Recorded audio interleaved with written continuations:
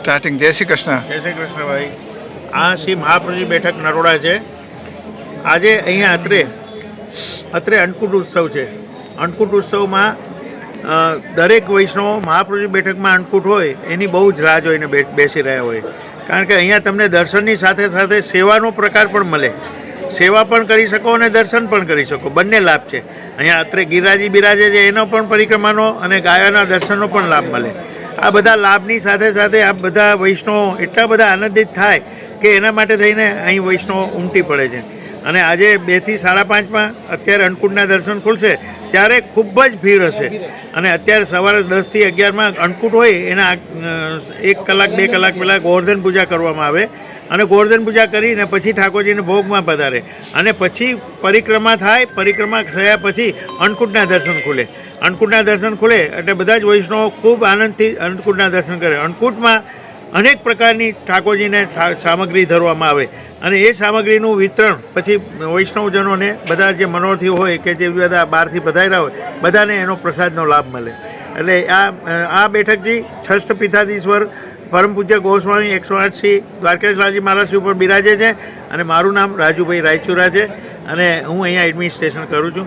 આપે આ જે મીડિયાના માધ્યમથી GTV એ ખૂબ પ્રયત્ન સારો કર્યો છે તો આ પૂરા વિશ્વભરમાં આના દર્શન વૈષ્ણવ ભક્તજનો કરી શકશે અને એના માટે હું તમને બધાને ધન્યવાદ આપું છું. અને આવા સુંદર કામ, ધાર્મિક કામ પ્રોત્સાહિત કરતા રહેજો જેથી કરીને હિન્દુ યુનિટી આપણી જળવાઈ રહે.